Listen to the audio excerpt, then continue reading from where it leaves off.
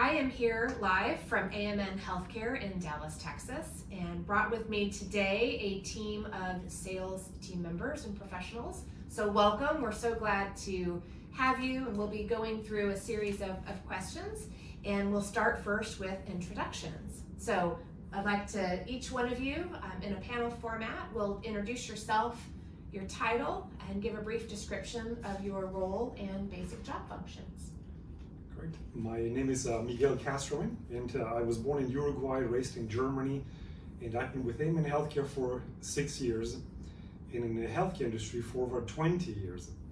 And I'm the Director of Business Development, and what it means is I consult with hospitals, medical centers, medical groups pertaining to their physician and nurse staffing needs, and consult with them and try to find an adequate talent.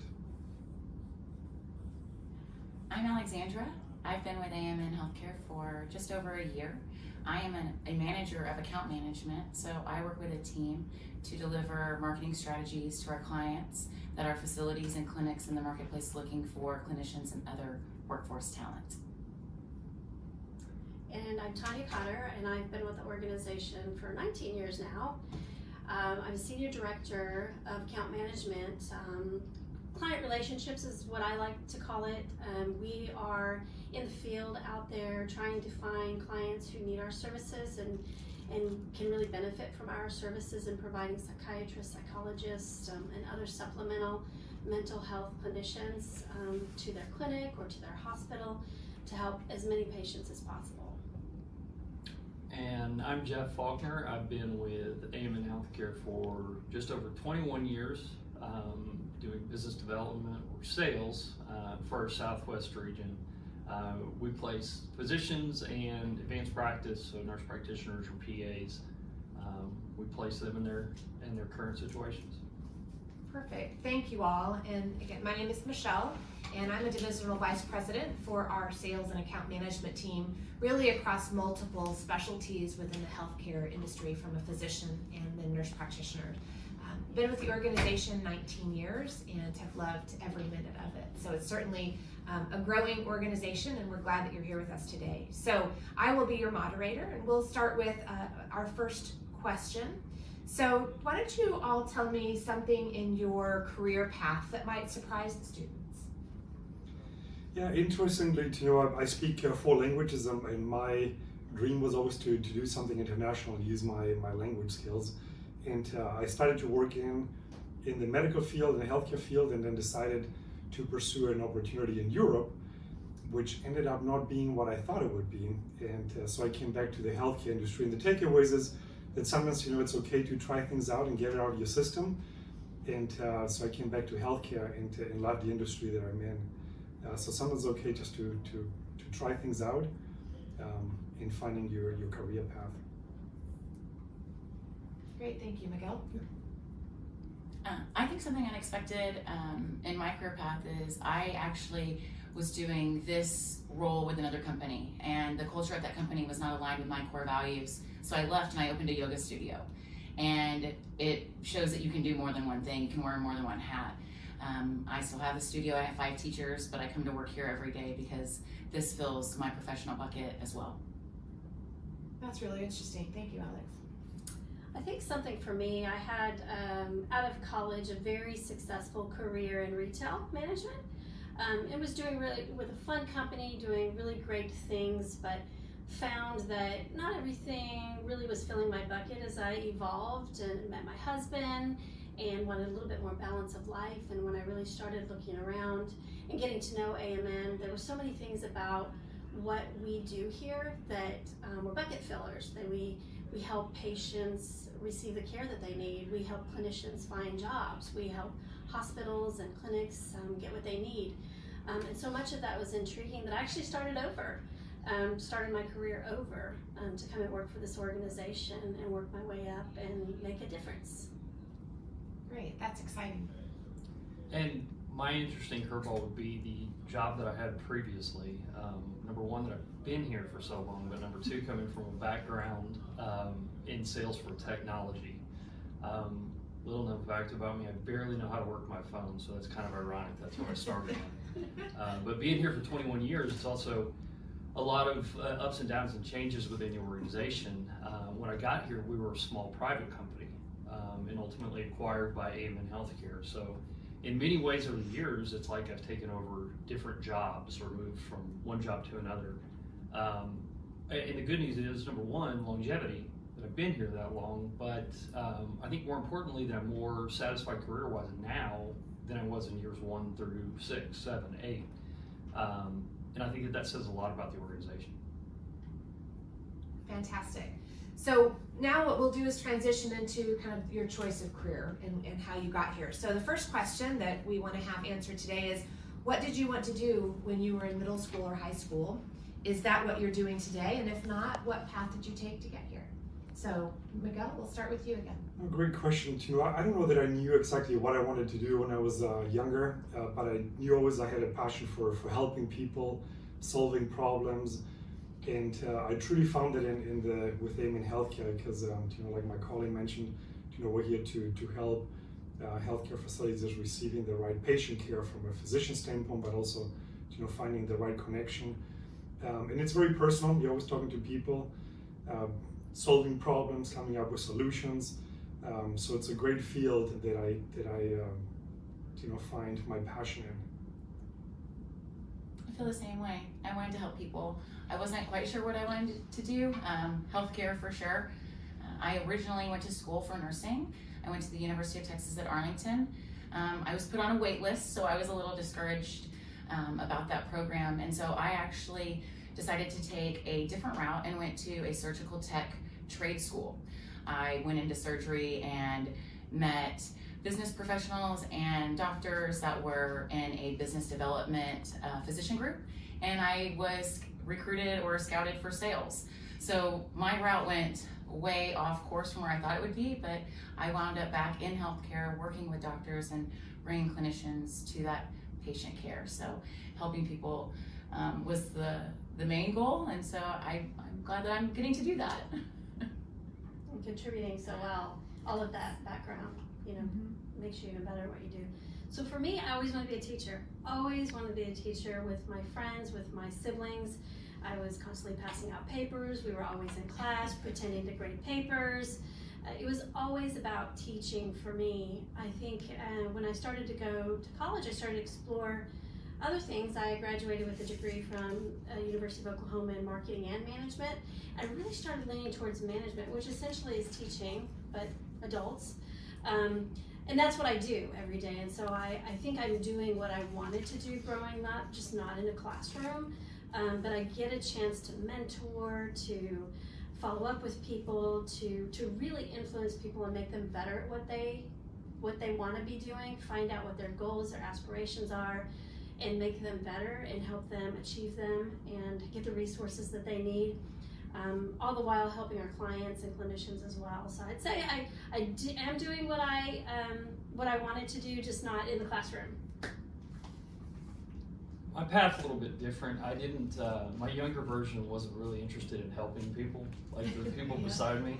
I grew up wanting to be a professional athlete and realized pretty early on that wasn't going to happen, unfortunately, due to some size, but really just wasn't that athletic. So that bubble burst. But then I decided that I wanted to be a sports agent, so be still involved in sports. So worked as a runner as a kid for a law firm, and so I was bound and determined to go to law school. And then 1 year in college, I realized law school was not my future, and I wanted to be in sales, working with people, and selling. And so that ultimately took off to a sales career and had no idea I wanted anything to do with healthcare. So did take a job on a friend's recommendation here, and I've been here ever since. So I think what I'm hearing today is really it's okay if you don't know what you want to do, but be inquisitive, ask questions. Taking one step may find an avenue that you weren't expecting, but it really can continue to evolve over time. So really great stories there. So, let's talk about kind of passion and why did you choose this profession or this company? Like, what were some of those drivers to bring you here? I don't know, great question. So I just love, again, dealing with people, and you're always interacting with people. So if you like to interact with people, this is a great industry to be in because it's all about people, and it's patients, it's physicians, and everybody is you're dealing with people on all levels, and so it's coming up with solutions. It's a great area just to work with teams, with other people, internal but also external. And my passion is just to be able to help people and come up with solutions, and it happens every day. So we're always involved in coming up with solutions, either individually or as a team, to help healthcare facilities or medical centers with the staffing needs. That's great. Alex, I'm going to ask you, what advice would you give your younger self if you had to choose your career path over again? I have two pieces of advice. One, I have grown up in that millennial era of my life has been online. I would have definitely started creating a professional brand at 18 instead of letting that go to 24 or so, because you really are networking. You're creating this image that's going to carry with you in this authentic way if you allow it to. What was the part B of your question? So just if you had to do your career path over again, what advice would you give your younger self? The professional brand for sure, but also making sure that I interviewed the company that I was trying so hard to be accepted in, because there are right fits and there are not right fits. Perfect, that's great. Anyone else have any advice to give your younger self? Yeah, I would. When I think back to my younger self, I didn't grow up in the millennial era, just FYI, but I think, think about who you're surrounding yourself with, right? Who's raising your bar? Don't surround yourself with people that you always beat, that you're always the best, but surround yourself with people that challenge you, right? They don't always agree with you. They don't always say, yeah, but that just really challenge you, that you can really seek advice from. And look around, and there are people around you, either it's a teacher or it's an adult, a friend's parent, or a boss that you're working for. Use them.